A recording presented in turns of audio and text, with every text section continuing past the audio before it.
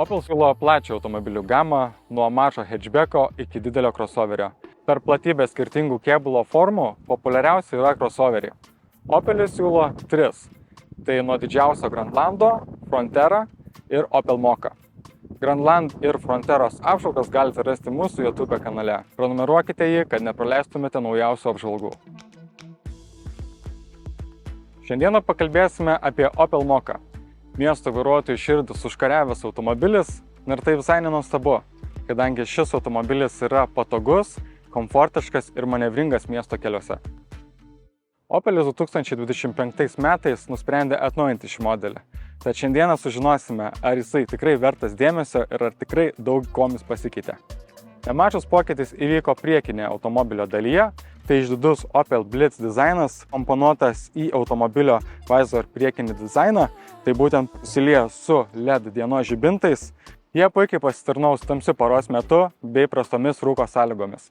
LED žibintai ne tik priekyje, bet ir gale. Tai užtikrins maksimalų saugumą. Opel siūlo klasikinės spalvas, tai juoda, sidabrinė bei balta. Mano nuomonė puikiai tinkančią spalvą žalią šiam automobiliui, bei mėlyną ir oranžinės spalvas. Naujasis Opel Mokka sako, kad juoda yra gražu. Juodos spalvos akcentus galime rasti tiek priekinėje automobilio dalyje, aplink arkas, slenksčius, juodas stogas, juodi veidrodėliai ir Opelio galinis ženkliukas bei pavadinimas yra irgi juodos spalvos. Kaip jau matote, toks spalvų žaismas dera su juoda spalva galima ir kombinuoti su kėbulo spalvos stogu. Opelis turi 17 colių ratlankius, jie puikiai dera prie šio dizaino bei pabrėžia automobilio sportiškumą. 17 colių ratlankiai išlaiko balansą tarp komforto ir valdymo savybių. Automobilio viduje atsirado nemažai pokyčių. Pirmas vaizdas – automobilio vidus tapo žymiai modernesnis. Atsirado 2 10 colių ekranai, kurie leidžia žinoti, kas vyksta automobilyje bei jį valdyti. Šis 10 colių ekranas tapo patogesnis, labiau orientuotas į vairuotoją. Jis turi Hey Opel funkciją, kur yra integruota kartu su ChatGPT, taip pat visų pamėgta Android Auto bei Apple CarPlay.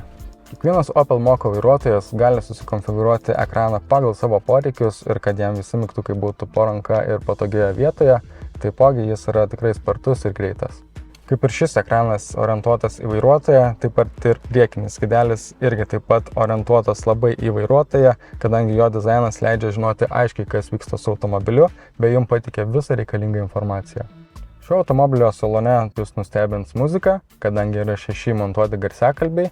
Muziką galima valdyti ypač patogiai, tai fiziniu ratuku ir ant vairo esančiais mygtukais. Kalbant apie naują automobilio dizainą, šio automobilio vairas turi kirstą apačią bei oda aptrauktą vairą. Kaip jau pastebėjote, fiziniai mygtukai šiame automobilyje leidžia lengviau reguliuoti automobilio nustatymus.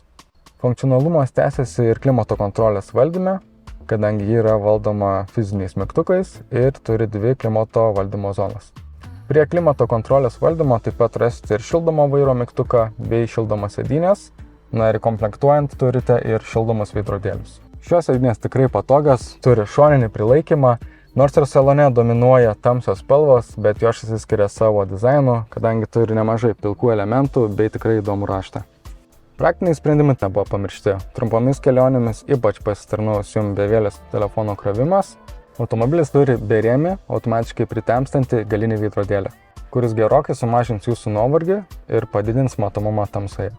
Greitai ir patogiai manevruoti mieste jums padės priekiniai ir galiniai atstumo davikliai, bei galinė vaizdo kamera, kuri užtikrina puikų matomumą. Nors Opel Mokka yra kompaktiškas crossoveris, tačiau jis nustebins savo visą erdvę, tiek priekyje, tiek gale, ir jūsų daiktam. Tik kairėje pusėje galėsite įsidėti talpią gertuvę, dešinėje pusėje rasite 2 puodelių laikiklius, bevėlį krovimą, bei pasidėti savo mobiliam telefonui kelionių metu, bei erdvę daiktadėžę. Verta paminėti ir porankį, kuris reguliuojasi į priekį ir į galą, turi po savęs nemažai vietos. Opel Mokka sėdynių išskirtinumas tai, kad turime priekinę sėdynėje Isofix jungtis. O kaip su vieta gale?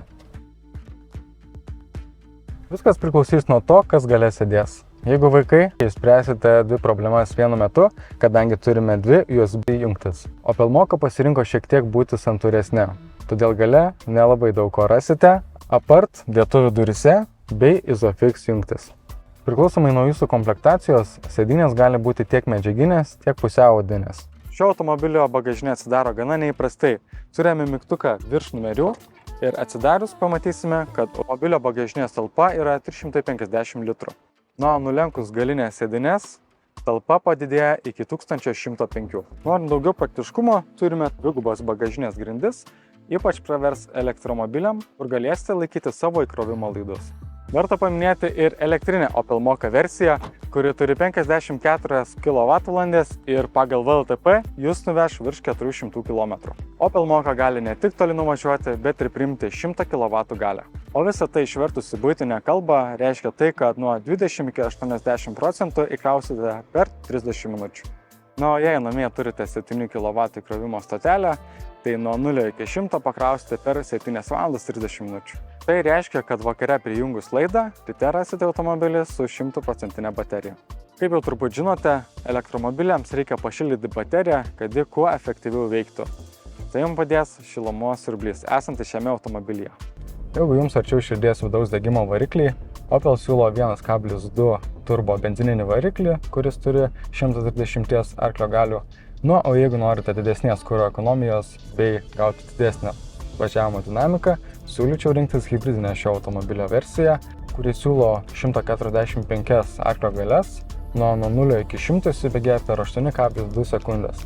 Hibridinė Mokka bus kur kas dinamiškesnė ir ekonomiškesnė, nes didesnę dalį kelionių važiuosite elektra. Kalbant apie kuro ekonomiją, benzininis variklis suvartoja 6,3 litro 100 km, hibridinė šio automobilio versija suvartoja 5,9 litro 100 km. Opel Mokka yra tvarkingai valdomas automobilis, jo vairas yra šiek tiek lėtesnis, bei esame įpratę prie šiuolaikinio automobilio. Tačiau dėl to automobilis jaučiasi stabiliau važiuojant pastoviu greičiu. O jam nereikia jokių papildomų korekcijų, kad važiuotų tiesiai ir stabiliai. Kalbant apie saugumą, Opel Mokka turi didelį kiekį saugumo technologijų sąrašą. Automobilyje įrengta avarinio stabdymo funkcija, automatinė greičio palaikymo funkcija bei juostų palaikymas. Visą tai užtikrina jūsų saugumą bei sumažina tikimybę nuo didesnių pavojų.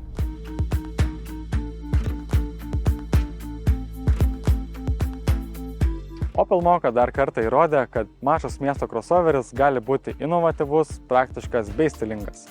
Opel derina išskirtinį dizainą, praktiškumą, tvarumą bei saugumą, o visą tai už prieinamą kainą.